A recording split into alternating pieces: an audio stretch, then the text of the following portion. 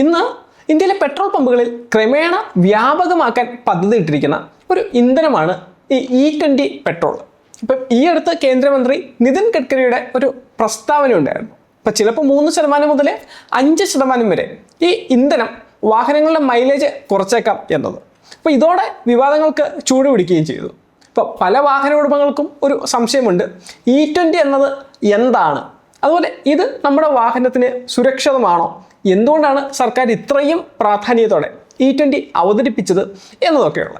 ഇപ്പോൾ ലോകത്തിൻ്റെ മറ്റ് രാജ്യങ്ങളിൽ ഇതിനു മുമ്പ് തന്നെ ഇത്തരം ഇന്ധനങ്ങൾ ഉപയോഗിച്ചിരുന്നോ എന്നും നമുക്ക് സംശയം തോന്നിയേക്കാം.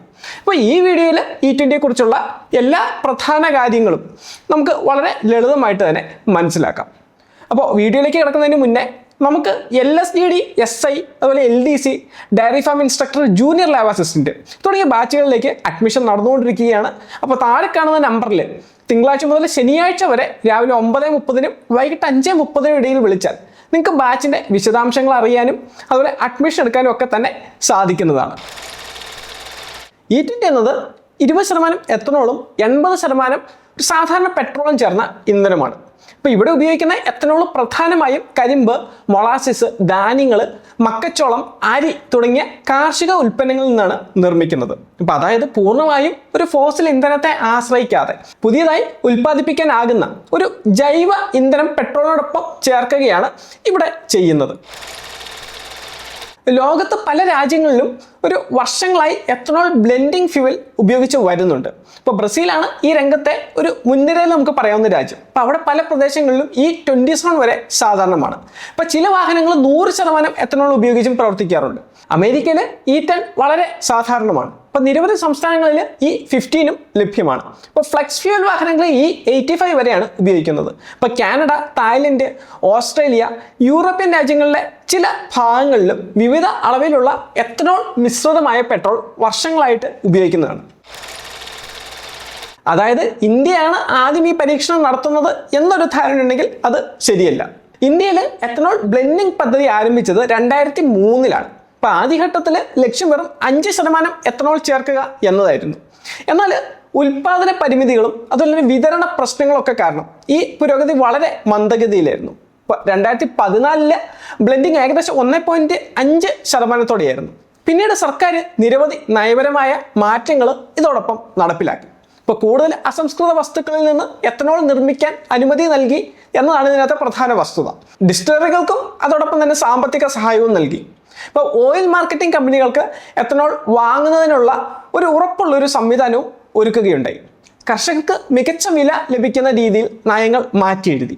അപ്പം ഇതിൻ്റെ ഫലമായി എത്തനോൾ ഉൽപ്പാദനവും വിതരണവും വേഗത്തിൽ വർദ്ധിച്ചു. ഇന്ത്യ ആദ്യം 2030 E20 ലക്ഷ്യമിട്ടിരുന്നെങ്കിലും മികച്ച പുരോഗതിയെ തുടർന്ന് അത് 2025-26 കാലയളവിലേക്ക് മുൻകൂട്ടി കൈവരിക്കാൻ സാധിക്കുകയാണ് ഉണ്ടായത്. ആദ്യത്തെ കാരണം ഇന്ധനം ഇറക്കുമതി കുറയ്ക്കുക എന്നതാണ്.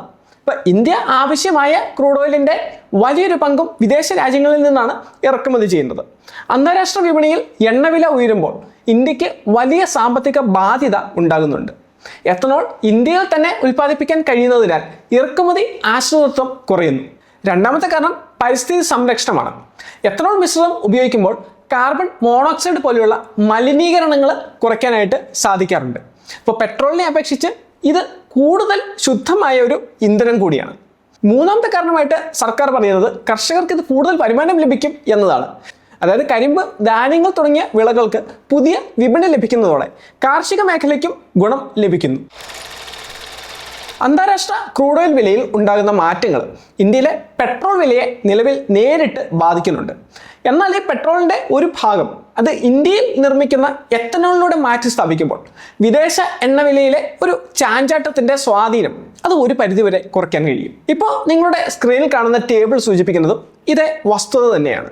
അതായത് ഈ കണക്ക് നോക്കിയാൽ എത്തനോൾ ബ്ലെൻഡിങ് ഇന്ത്യയിലെ ഇന്ധനവിലയെ ഒരു പരിധിവരെ സ്ഥിരതയോടെ നിലനിർത്താൻ സഹായിച്ചിട്ടുണ്ടെന്ന് നമുക്ക് മനസ്സിലാക്കാനായിട്ട് സാധിക്കും. ഇപ്പോൾ 2022 ജൂണിൽ ഡൽഹിയിലെ പെട്രോൾ വില ലിറ്ററിന് 96.72 രൂപയായിരുന്നു. ഇത് 2026 ജൂൺ ആയപ്പോൾ അത് 102.12 രൂപയായി. അതായത് വെറും 5.58% മാത്രമാണ് വില വർധന ഉണ്ടായത്. എന്നാൽ ഇതേ കാലയളവിൽ പാകിസ്ഥാനിൽ ഏകദേശം 39.77%, ബംഗ്ലാദേശിൽ 42.69%, ശ്രീലങ്കയിൽ 36.66% വില വർദ്ധിച്ചു.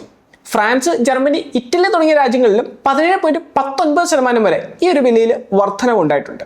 അതായത് അന്താരാഷ്ട്ര വിപണിയിലെ വില വർധനയുടെ ആഘാതം കുറയ്ക്കാൻ E20 ഒരു പരിധിവരെ സഹായ ഘടകമാകുന്നുണ്ട് എന്നാണ് ഈ കണക്കുകളൊക്കെ തന്നെ സൂചിപ്പിക്കുന്നത്. അപ്പോൾ ഇതുകൊണ്ട് മാത്രം പെട്രോൾ വില കുറയും എന്നത് അർത്ഥമാക്കുന്നില്ല. പക്ഷേ ഒരു വില സ്ഥിരതയ്ക്കുള്ള ഒരു പ്രധാന പിന്തുണയായി ഇത് പ്രവർത്തിക്കും എന്നതിലൊരു സംശയവുമില്ല. ഇതാണ് ഏറ്റവും കൂടുതൽ ചോദിക്കപ്പെടുന്ന ഒരു ചോദ്യം. 2023 ശേഷം പുറത്തിറങ്ങിയ പല പുതിയ പെട്രോൾ വാഹനങ്ങളും E20 അനുയോജ്യമായി നിർമ്മിക്കപ്പെട്ടവയാണ് എന്നാണ് സർക്കാരിൻ്റെ വാദം. എന്നാൽ പഴയ വാഹനങ്ങളിൽ ചിലതിൽ ചെറിയ വ്യത്യാസങ്ങൾ അനുഭവപ്പെടാൻ സാധ്യതയുണ്ടെന്നും സർക്കാർ പറയുന്നുണ്ട്. ചില വാഹനങ്ങളിൽ ഇന്ധനക്ഷമത നേരിയ തോതിൽ കുറയാം. കാരണം എത്തനോളിൻ്റെ ഊർജ്ജ സാന്ദ്രത അത് പെട്രോളിനേക്കാൾ കുറവാണ്. ഇപ്പോൾ വളരെ പഴയ വാഹനങ്ങളിൽ റബ്ബർ സീലുകൾ, അതുപോലെ ഫ്യുവൽ ലൈനുകൾ തുടങ്ങിയ ചില ഭാഗങ്ങളിൽ ഒരു ദീർഘ ഉപയോഗത്തിൽ കൂടുതൽ ശ്രദ്ധ ആവശ്യമായേക്കാം എന്നും സർക്കാർ പറയുന്നുണ്ട്. അതിനാൽ വാഹന നിർമ്മാതാവ് E20 അനുയോജ്യമാണോ എന്ന് പരിശോധിക്കുന്നത് ഏറ്റവും നല്ലതാണ്. E20 കുറിച്ച് ചില വിദഗ്ധർ ആശങ്കകളും ഉന്നയിക്കുന്നുണ്ട്. ഒന്നാമതായി, എത്തനോൾ നിർമ്മിക്കാൻ വലിയ അളവിൽ കരിമ്പ് ഉപയോഗിക്കുമ്പോൾ ജല ഉപഭോഗം വർദ്ധിക്കുമെന്ന ഒരാശങ്ക ഇതിന് പിന്നിലുണ്ട്.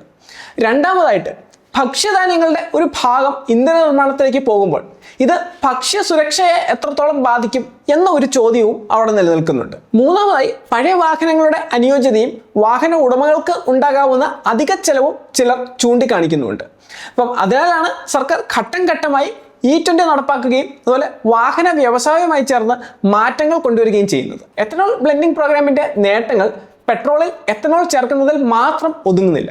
2014-2015 മുതൽ ഈ പദ്ധതി രാജ്യത്തിന്റെ സമ്പദ് വ്യവസ്ഥയ്ക്കും പരിസ്ഥിതിക്കും അതുപോലെ കാർഷിക മേഖലയ്ക്കും ഒരുപോലെ തന്നെ വലിയ രീതിയിൽ ഗുണം ചെയ്തിട്ടുണ്ട്.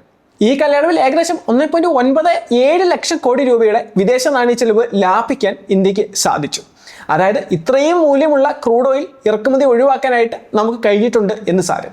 കൂടാതെ ഏകദേശം 316 ലക്ഷം മെട്രിക് ടൺ ക്രൂഡ് ഓയിലിന് പകരമായി എത്തനോൾ ഉപയോഗിക്കാൻ സാധിച്ചതിലൂടെ രാജ്യത്തിന്റെ ഊർജ്ജ സ്വയം പര്യാപ്തത വർദ്ധിച്ചു.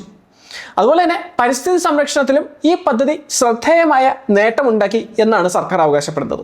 ഏകദേശം 952 ലക്ഷം metric ton carbon dioxide പുറന്തള്ളൽ കുറയ്ക്കാൻ കഴിഞ്ഞതായിട്ടാണ് കണക്കുകൾ സൂചിപ്പിക്കുന്നത്. എത്തനോൾ ഉൽപ്പാദനത്തിനായി കരിമ്പും മറ്റ് കാർഷിക ഉൽപ്പന്നങ്ങളും ഉപയോഗിച്ചതിലൂടെ 1.66 ലക്ഷം കോടി രൂപയിലധികം തുക നേരിട്ട് കർഷകരുടെ കയ്യിൽ എത്തുകയും ചെയ്തു എന്നാണ് സർക്കാർ പറയുന്നത്. അപ്പം അതുകൊണ്ട് തന്നെ ഇന്ന് കർഷകർ വെറും അന്നദാതാക്കൾ മാത്രമല്ല, രാജ്യത്തിൻ്റെ ഊർജ്ജ സുരക്ഷയ്ക്ക് സംഭാവന ചെയ്യുന്ന ഊർജ്ജദാതാക്കളും കൂടിയാണ് എന്ന ആശയം സർക്കാർ മുന്നോട്ട് വെക്കുന്നു. ഈ കണക്കുകൾ എത്തനോൾ ബ്ലെൻഡിംഗ് പദ്ധതി ഇന്ധന മേഖലയെ മാത്രമല്ല, മറിച്ച് രാജ്യത്തിൻ്റെ സാമ്പത്തിക വളർച്ചയും അതുപോലെ തന്നെ പരിസ്ഥിതി സംരക്ഷണത്തെയും ഗ്രാമീണ സമ്പദ് വ്യവസ്ഥയും ഒരുപോലെ ശക്തിപ്പെടുത്തുന്ന ഒരു ബഹുമുഖ പദ്ധതിയായി മാറിയെന്നാണ് സൂചിപ്പിക്കുന്നത്. ചുരുക്കി പറഞ്ഞാൽ E20 എന്നത് വെറും ഒരു പുതിയ ഇന്ധനം മാത്രമല്ല. അപ്പോൾ അതിലുപരി ഇത് ഇന്ത്യയുടെ ഊർജ്ജ സുരക്ഷ വർദ്ധിപ്പിക്കാനും വിദേശ എണ്ണയെ ആശ്രയിക്കുന്നതിനെ കുറയ്ക്കാനും അതുപോലെ തന്നെ നമ്മുടെ കാർഷിക മേഖലയ്ക്ക് പുതിയ അവസരങ്ങൾ സൃഷ്ടിക്കാനും പരിസ്ഥിതി മലിനീകരണത്തെ വളരെയധികം തന്നെ കുറയ്ക്കാനും ലക്ഷ്യമിടുന്ന ഒരു ദേശീയ പദ്ധതി തന്നെയാണ്. അതേസമയം പഴയ വാഹനങ്ങളുടെ അനുയോജ്യത, ജല ഉപയോഗം, ഭക്ഷ്യവിളകളുടെ ഉപയോഗം തുടങ്ങിയ വിഷയങ്ങളിലൊക്കെ തന്നെ ഒരു ശാസ്ത്രീയമായ നിരീക്ഷണവും വളരെ സമുദ്രിതമായ നയങ്ങളും ഒക്കെ തന്നെ അത്യാവശ്യവുമാണ്. അപ്പം ഈ വിഷയത്തിൽ വീഡിയോയെ പറ്റിയുള്ള അഭിപ്രായം നിങ്ങൾ കമൻറ്റായി അറിയിക്കുക. അപ്പോൾ ഇനി നമുക്ക് മറ്റൊരു വിഷയവുമായി കാണാം.